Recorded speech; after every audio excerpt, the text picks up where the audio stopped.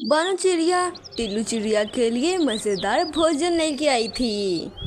चलो टिल्लू, मैं आपके लिए मजेदार भोजन लेके आई हूँ। चलो जल्दी से टीवी की जान छोड़ दो और मजेदार भोजन खा लो। मैं किचन में जा रही हूँ, मुझे किचन में बहुत काम है, फटाफट खा लो। फिर बानो चिड़िया टिल्लू को भोजन देके किचन में चली जाती है। फिर थोड़ी देर बाद जब बानो चिड़िया आती है कि वो देखती है टिल्लू ने अपना भोजन तो खाया ही नहीं, वो तो वैसे का वैसे ही पड़ा हुआ था और टीवी देख रहा था। लो भैया टिल्लू, एक तुम ही हो। ये देखो, सारा भोजन तो वैसे का वैसे ही पड़ा हुआ है। चलो टीवी की जान छोड़ दो। हाँ मम्मा, अरे मैं तो भूल ही गया था, मैं अभी खा लेता हूँ मम्मा सारा भोजन। टिल्लू की वजह से बानो चिड़िया बहुत ज़्यादा परेशान थी क्योंकि टिल्लू हमेशा टीवी ही देखता रहता था। पहले तो मैं इसे एक सेब भी ला के देती थी तो बड़े शौक से खा लेता था। जब से ये टीवी आया है इसने तो भोजन ही खाना छोड़ दिया है। बानो चिड़िया बहुत ज़्यादा परेशान होती है और दूसरी तरफ राजू का भी टिल्लू जैसा ही हाल था, पूरा दिन बस गेम ही खेलता रहता था। राजू कहे चलो साथ वाले पार्क में जाते हैं, वहाँ पे जाके हम पकड़ पकड़ाई खेलेंगे, बहुत ही ज़्यादा मज़ा आएगा। नहीं मम्मा, मैंने पार्क नहीं जाना, मुझे वहाँ पे भागना नहीं है, मैं बस अपने मोबाइल पे गेम ही खेलूँगा। क्या राजू कहे अगर अभी नहीं खेलोगे तो क्या बड़े होके खेलोगे? चलो जल्दी से मोबाइल की जान छोड़ो और मेरे साथ बाहर चलो। नहीं मम्मा मुझे नहीं जाना, आप अकेली चली जाओ। फिर गोरी कौवी राजू कौवा से तंग आके उसका मोबाइल ही खींच लेती है।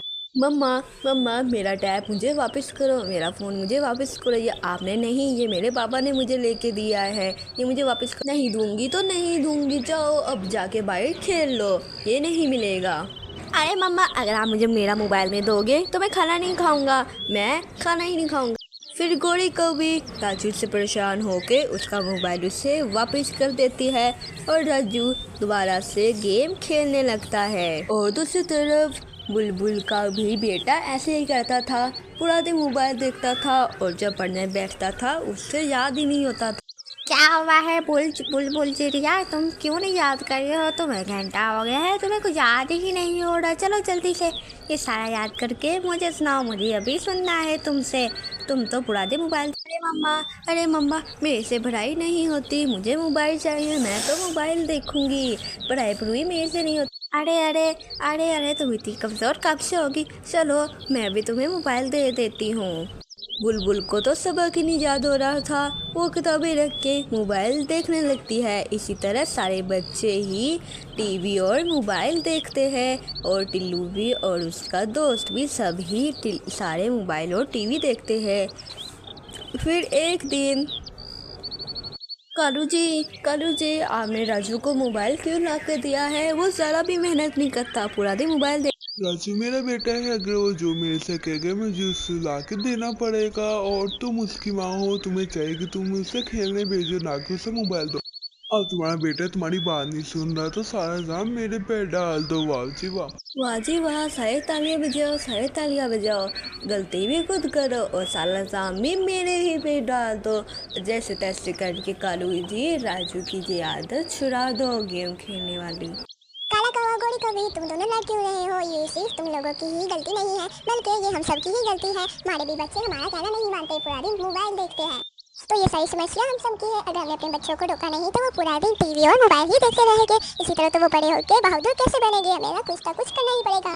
हाँ, हमें ना कुछ करना ही पड़ेगा। अगर हमने नहीं किया तो बड़े होके वो बहुत ज्यादा आलसी बन जाएंगे। हाँ, कभी कभी तो मुझे भी गुस्सा आता है कि अपने बेटे का 2-3 थप्पड़ मार दूँ और उसका मोबाइल खींच के ज़मीन पर मार दूँ। फिर ना होएगा मोबाइल ना देखेगा मोबाइल, और फिर सीधा हो जाएगा। नहीं, हम तो ऐसा नहीं कर सकते। अगर हमने ऐसा किया तो वो और ज्यादा जिद्दी हो जाएगी। तो ना कुछ हमें ऐसा करना चाहिए कि वो खुद ही घर से बाहर निकले। फिर बानो चिड़िया को एक बहुत ही अच्छा उपाय आता है, वो सबको बताती है।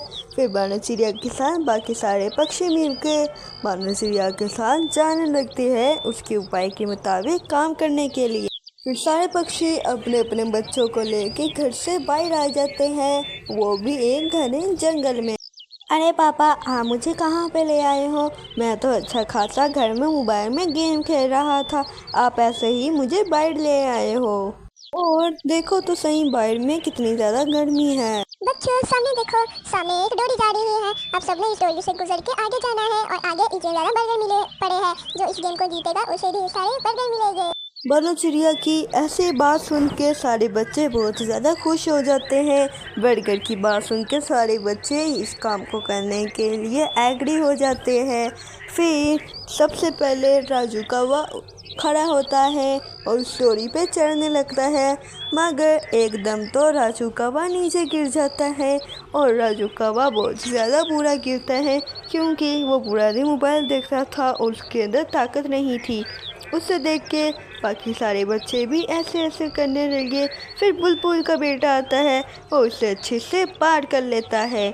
उसके बाद इसे देख के टिल्लू भी आता है, टिल्लू भी इसे अच्छे से पार कर लेता है। फिर थोड़ी देर बाद सारे बच्चे दूसरी पार आ जाते हैं। वाह मम्मा वाह, ये देखो मैंने डोरी पार कर ली और मेरे दोस्तों ने भी। अब हमें बर्गर दो, यम्मी यम्मी बर्गर, हमें बर्गर खाने हैं। ये देखो हमने सब पार कर लिया। ये देखो बच्चों, आप लोगों ने मेहनत की है और आप लोग मेहनत करके एक पार से दूसरी पार आ गए हैं। चलो अब आपकी सरप्राइज देने की बारी हो गई है। आपको अब सरप्राइज मिलेगी, बस रेडी रहना। फिर बानो चिड़िया जब बर्गर का नाम लेती है, सारे बच्चे बहुत ज़्यादा खुश हो जाते हैं और उनके पीछे ही बर्गर पड़े हुए थे।